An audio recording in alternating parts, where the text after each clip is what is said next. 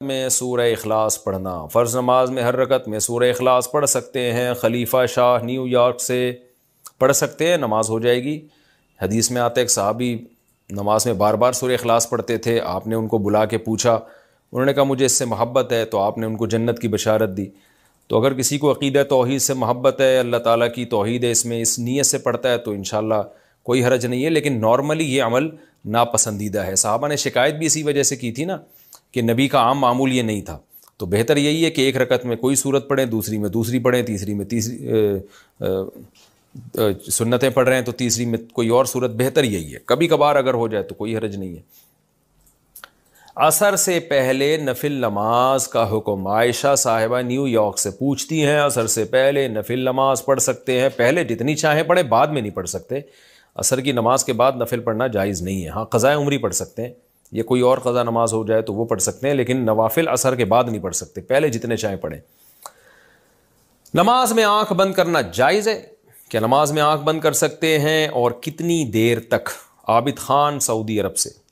نماز میں آنکھ بند کرنا مکروہ ہے، ناپسندیدہ ہے، کیونکہ نبی صلی اللہ علیہ وسلم ہمیشہ آنکھیں کھول کے نماز پڑھتے تھے، تو اس لیے بہتر یہی ہے کہ نماز میں آنکھ کھول کے نماز پڑھیں آپ۔ اندھیرے میں نماز پڑھنے کا حکم، اندھیرے میں نماز پڑھنا ممنوع ہے یا نہیں؟ عثمان غنی آئی لینڈ سے۔ کوئی ممنوع نہیں ہے، پڑھ سکتے ہیں۔ کسی نے امانت دی اور ڈاکو نے لوٹ لی تو لوٹانے کا کیا حکم ہے؟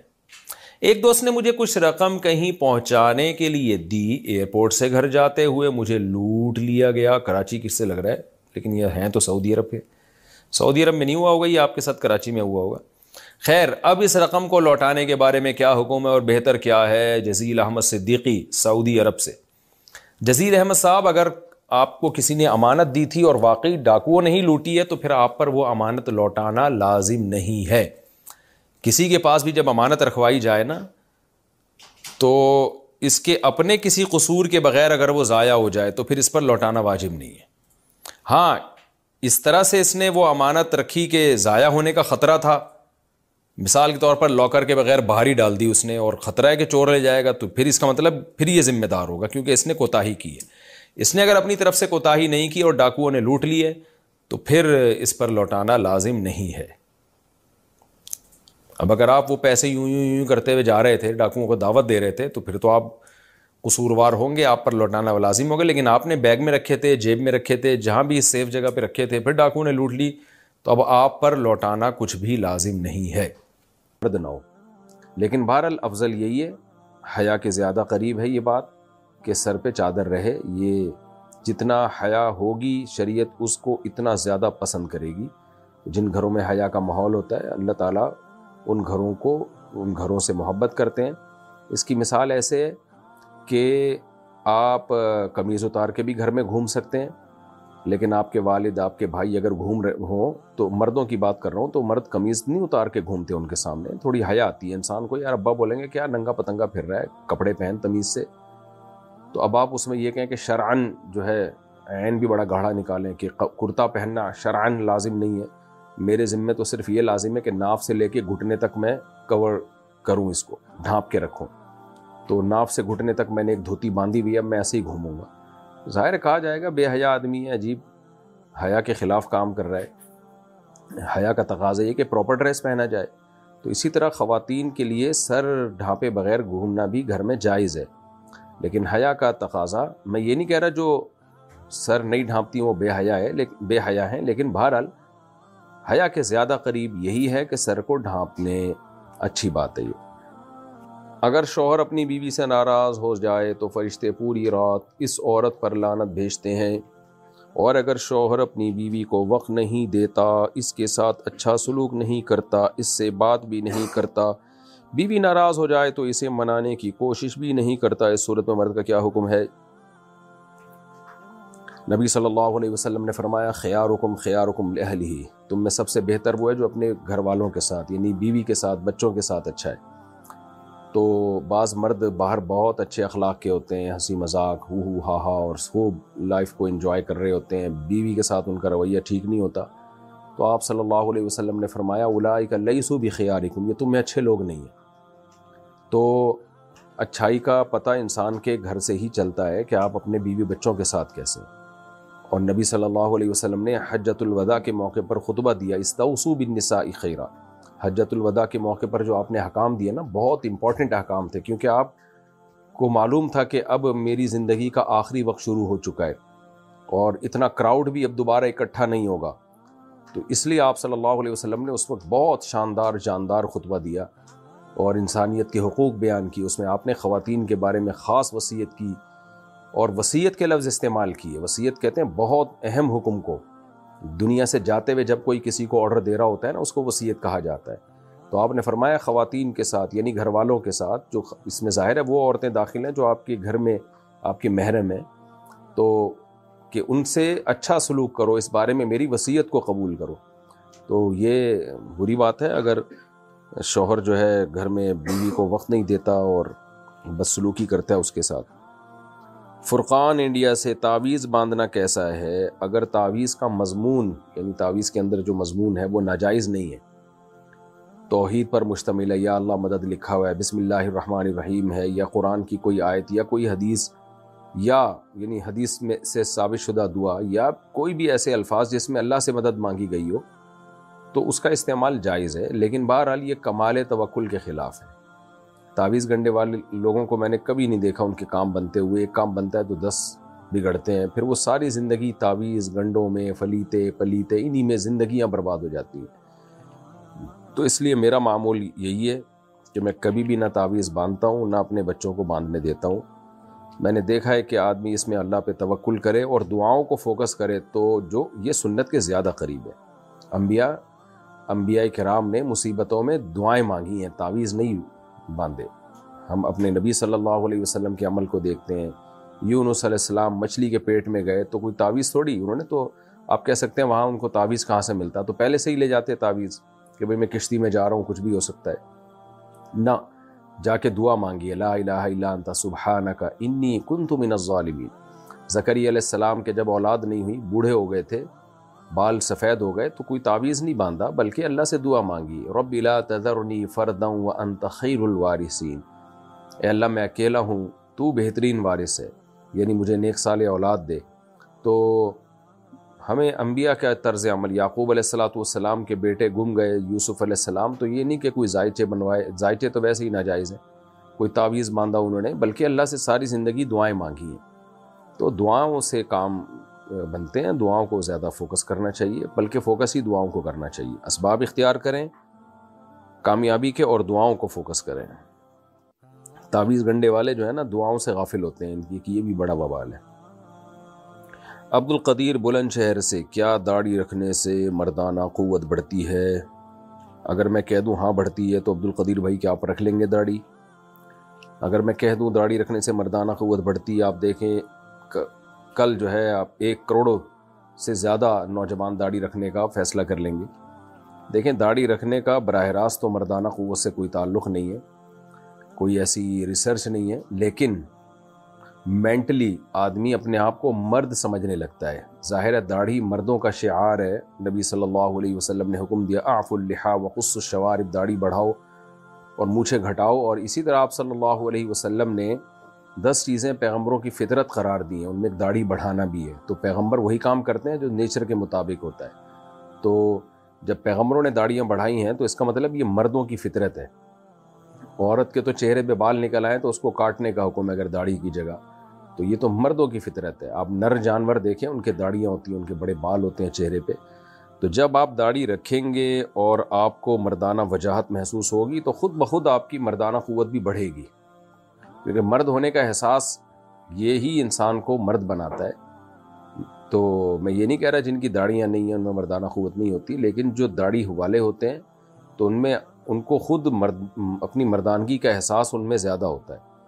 تو اس لیے جب یہ احساس زیادہ ہوگا تو مینٹلی آپ میں زیادہ، ظاہر ہے ہر قوت زیادہ بڑھے گی آپ نے، جو مردوں کے جو بھی بہادری آئے گی اور بھی بہت ساری چیزیں، تو اس میں مردانہ قوت بھی آٹومیٹیکلی آپ کی مینٹلی بڑھے گی بہرحال۔ اور یہ زیادہ تر دماغ کا ہی کھیل ہے، آپ ڈاکٹروں سے پوچھیں، یہ زیادہ تر آپ دیکھ لو نا، کتنے لوگ ہیں جو ہائی اللہ ہوئی اللہ والے، جو ہی ہیں نہ شی ہیں، حالانکہ وہ فزیکلی مرد ہوتے ہیں لیکن خواتین کی مشابہت اختیار کر کر کے میک اپ کرتے ہیں اور وہی اسی جیسی خواتین جیسے ڈریس پہنتے ہیں تو ان میں مردانہ قوت ختم ہو جاتی ہے، حالانکہ ان میں فزیکلی تو وہ مرد ہی ہوتے ہیں۔ تو وجہ کیا ہے بھائی؟ مینٹلی جب وہ اپنے آپ کو عورت سمجھنا شروع کر دیتے ہیں، خواتین جیسا لائف اسٹائل رکھتے ہیں، ہائی اللہ ہوئی اللہ کرتے ہیں، ہاتھوں کی بناوٹ اور یہ سب، تو ہوتے ہوتے وہ مینٹلی پھر نامرد ہو جاتے ہیں۔ تو اس سے پتہ چلتا ہے بھائی جتنا آپ ہی پناہ جتنا زیادہ ہوگا آپ میں تو اتنے ہی زیادہ ہوں گے آپ۔ اچھا بھائی، مائرہ صاحبہ نے پوچھا، میں نے ایک استخارہ کیا تھا کہ میرا خاتمہ ایمان پر ہوگا یا نہیں، پہلی دفعہ اس میں نہ آیا، دوسری دفعہ ہاں آیا، کیا یہ استخارہ ٹھیک ہوگا یا نہیں، اور اس طرح کے استخارے کرنا جائز ہے یا نہیں؟ اس طرح کے استخارے عبث فضول حرکت ہے، ٹائم ویسٹنگ ہے، کیونکہ استخارے میں ہاں یا نہ آتا ہی نہیں ہے، یا ہماری اپنی بنائی ہوئی چیز ہے، نہ ہاں آتا ہے نہ آتا ہے۔ بار بار میں اس پہ وضاحت کر چکا ہوں کہ استخارہ ایک دعا ہے، اللہ سے مشورہ نہیں ہے، اللہ سے کبھی مشورہ نہیں لیا جاتا، اللہ تو آرڈر دیتا ہے۔ تو استخارہ تو ایک دعا ہے، اے اللہ یہ کام تیرے علم میں میرے لیے بہتر ہے تو مقدر کر دے، بہتر نہیں ہے تو ہٹا دے اس کو۔ تو یہ جو آپ نے استخارہ کیا ہے فضول کام ہے، اس کے نہ ہاں کا کوئی اعتبار ہے نہ کا کوئی اعتبار ہے۔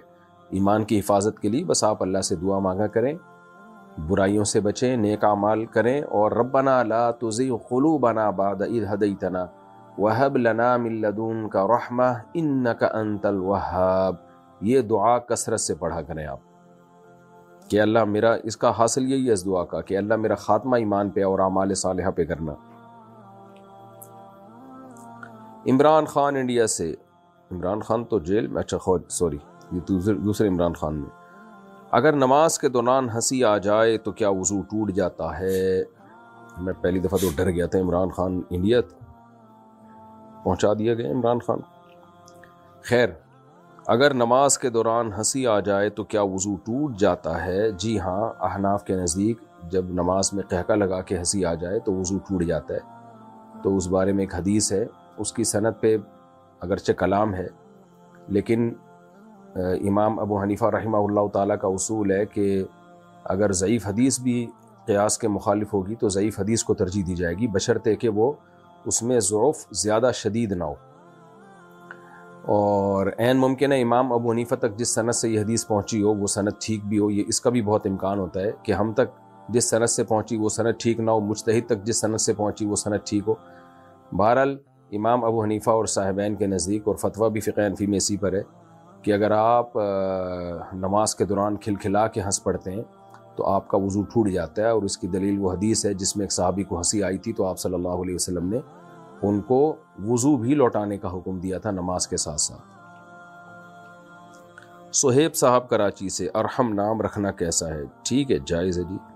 صابر علی انڈیا سے، میرے والد نے کہا ہے کہ میرے مرنے کے بعد اپنے انکل کو میری قبر پہ مٹی ڈالنے دینا، تو کیا مجھے ان کو مٹی ڈالنے دینے سے منع کرنا ہوگا؟ اچھا، مٹی مت ڈالنے دینا، یہ اس طرح کی وصیتیں شرعاً اس کو پورا کرنا لازم نہیں ہوتا۔ تو اگر آپ کے یعنی انکل کو کہا ہے اور انہوں نے واقعی آپ کے والد کو بہت زیادہ ظلم کیا، بہت ستایا، تو آپ ان کو کہہ دیے گا کہ بھئی میرے والد نے منع کیا تھا، تاکہ انکل کو تھوڑی تنبیہ ہو۔ لیکن انکل پہ لازم نہیں ہے کہ وہ آپ کی بات مانے، کیونکہ کوئی بھی قبر پہ مٹی ڈال سکتا ہے، تو کسی دوسرے کو اس کو روکنے کا حق نہیں ہے۔ تو میرا خیال ہے قبر پہ پھڈے بازی ہوگی بلا وجہ کی، تو بس والد صاحب نے کہہ دیا انکل کو۔ اگر واقعی انکل بہت بڑے ظالم ہیں، چھوٹی موٹی کوتاہیاں ہر جگہ ہوتی ہیں، تو اس کو تو اگنور کر دینا چاہیے، والد نے اگر کہا بھی ہو تو بھی اگنور کر دیں۔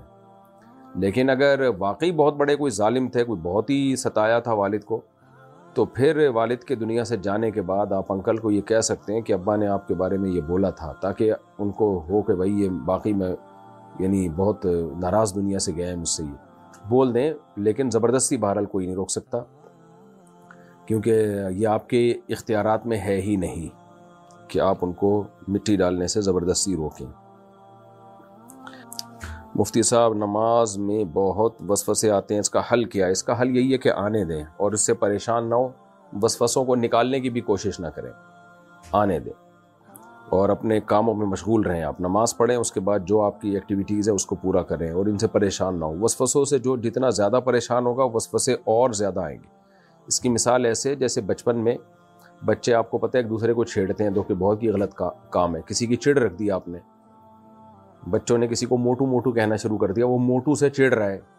جب چڑے گا تو بچوں کو اور ہنسی آتی ہے، وہ اور چھیڑتے ہیں اس کو، وہ اور غصہ کرتا ہے کہ کیوں مجھے موٹو بول رہے ہو، کیوں مجھے موٹو بول رہے ہو، اور غصہ کرتا ہے. تو اس کا خیال ہوتا ہے کہ اس غصہ کرنے سے سامنے والا ڈر جائے گا. نہیں بھائی نہیں، آپ جب جتنا غصہ کریں گے تو بچے تو کہہ ہی اس لیے رہے ہیں تاکہ آپ کو غصہ آئے، تو وہ اور کھیلتے ہیں. تو اس کا حل یہ ہے کہ آپ غصہ کرنا چھوڑ دیں اور آپ بھی ان کے ساتھ شریک ہو جائیں. ہاں بھائی ٹھیک ہے، ہم تو موٹو ہیں ماشاءاللہ، ایسے ہی کہہ دیں. تو وہ تھوڑی دیر میں جب دیکھیں گے کہ اس پہ اثر ہی نہیں ہو رہا موٹو پہ، تو وہ پھر بولنا چھوڑ دیں گے اس کو. اس طرح کسی کا نام ٹھگنو رکھ دیا، ٹھگنو بول رہے ہیں، اس کو غصہ آ رہا ہے، وہ غصے میں اور ٹھگنا ہوتا جا رہا ہے. تو وہ بھائی غصے سے تھوڑی ہوگا، وہ تو بچے تو اور چھیڑیں گے. ہم اسکول میں تھے نا، اسی طرح چھیڑتے تھے ایک دوسرے کو، تو دیکھتے تھے نا جس کی کوئی چڑ رکھی ہوئی ہے اس کو اور لال پیلا ہو رہا ہے تو اور چھیڑتے تھے اس کو. وہ تو پھر ایک تفریح بن جاتی تھی، سارے کام کاج چھوڑ کے پھر اس کو چھیڑنے میں ہی سارا ٹائم گزرتا تھا. تو اس کا حل یہ کہ بھائی وہ اگنور کرے کہ ہاں بھائی ہم تو ہیں ہی ٹھگنو. تو اس سے امید ہے تھوڑا لمبا ہو جائے گا وہ، لیکن اگر چھیڑتے رہے تو اور یہ غصہ ہوتا رہا تو وہ اور ٹھگنا ہو جائے گا اور یہ اس کو اور چھیڑیں گے. تو شیطان وسوسے دل میں ڈالتا ہے. آپ وسوسے سے پریشان ہو گئے تو شیطان اور ڈالے گا. پریشان نہیں ہوگے، بولے آنے دے بھائی، آنے دو، اس سے کچھ نہیں ہوتا. نہ اس سے انسان کافر ہوتا ہے، نہ اس سے گناہ ملتا ہے. چاہے کتنے گندے وسوسے آ رہے ہوں، چاہے کتنے برے وسوسے آ رہے ہوں، معاذ اللہ نقل کفر اسلام کے بارے میں الٹے خیالات آ رہے ہوں، اس سے بھی کچھ نہیں ہوتا. کوئی گناہ نہیں ہے، حدیث سے یہ بات ثابت ہے، کچھ بھی نہیں ہوتا. تو خود بخود انسان کافر نہیں ہو جاتا بیٹھے بیٹھے، منہ سے بولنا پڑتا ہے اور اس کے تقاضوں پر عمل کرنا پڑتا ہے، تب جا کے ہوتا ہے. ایسے نہیں جی ایسے طلاق کے وسوسے بیٹھے بیٹھے لوگوں کو آنا شروع ہو جاتے ہیں. تو آنے دو. تو ٹینشن لوگے تو یہ وسوسے اور آئیں گے، کم نہیں ہوں گے یہ. اور اعوذ باللہ من الشیطان الرجیم بھی پڑھ لیا کریں، لا حول ولا قوت الا باللہ بھی پڑھ لیا کریں. بس 1-2 دفعہ پڑھ لیا کریں، یہ نہیں کہ اب اسی کو پڑھتے رہیں بیٹھ کے. وسوسے کے مریض ایسا کرتے ہیں، کوئی دعا بتا دو اسی کو پڑھتا رہے گا، ہر وقت مسلط کر لے گا اپنے اوپر. تو بھائی وہ تو آپ نے مسلط کر لیا نا اپنے اوپر، تو مسلط کرنے سے تو اور آئیں گے وسوسے. بارش کی وجہ سے قبر بیٹھ جائے تو کیا مٹی سے برابر کر سکتے ہیں؟ جی کر سکتے ہیں. اگر تازہ قبر ہے، بہت پرانی قبر ہو جائے، 10 سال تقریباً گزر جائیں، تو 10 سال میں کراچی میں عام طور پر جو زمین ہے جس طرح کی، میت بالکل ختم ہو جاتی ہے، تو اس میں پھر دوسرا مردہ بھی دفنانا جائز ہے اگر ضرورت ہو تو. لیکن اگر کوئی جو ہے وہ اس میں مٹی کو نہ بھی ٹھیک کرے تو بھی ٹھیک ہے، لیکن ٹھیک کر دے تو بھی ٹھیک ہے، تو کوئی حرج نہیں ہے اس میں. اچھا بھائی،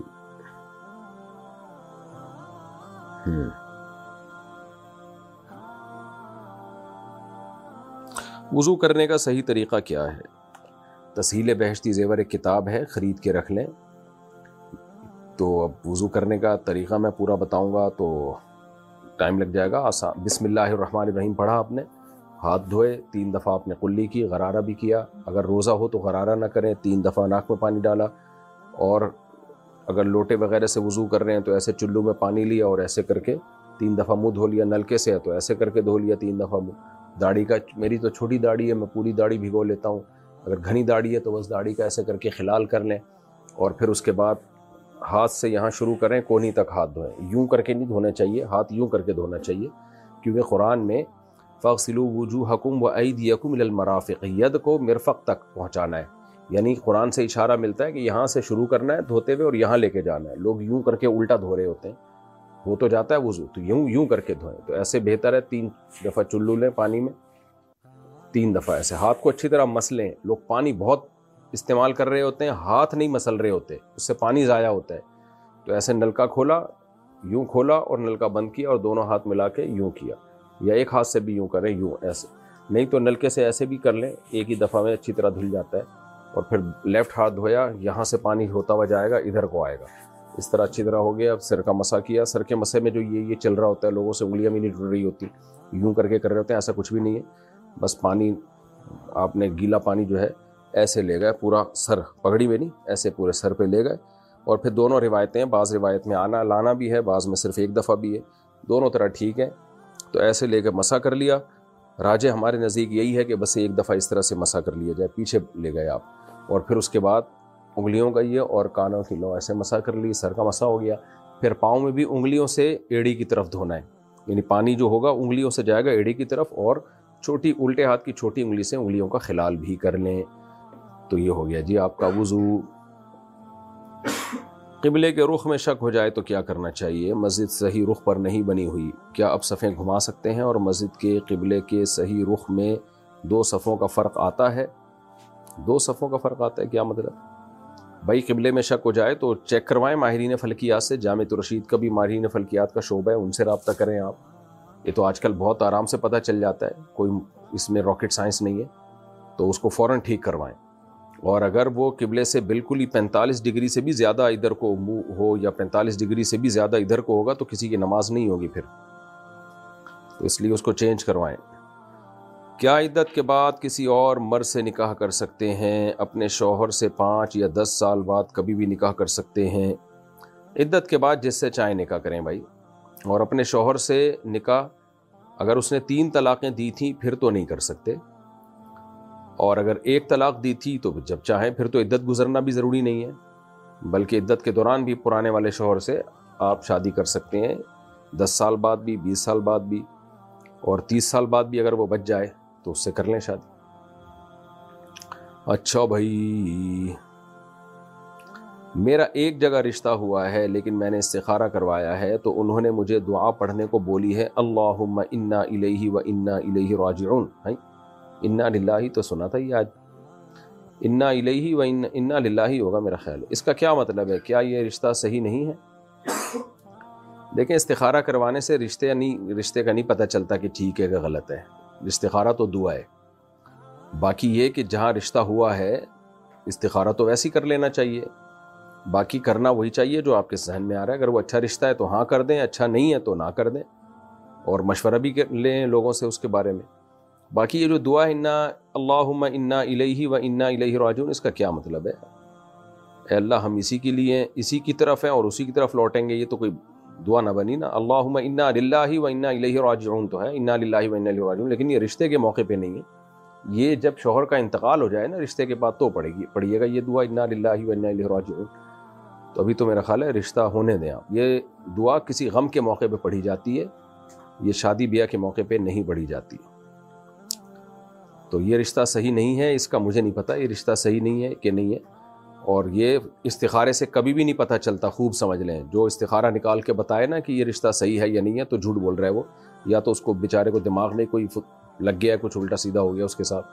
استخارے سے کبھی نہیں پتہ چلتا کہ رشتہ ٹھیک ہے کہ غلط ہے۔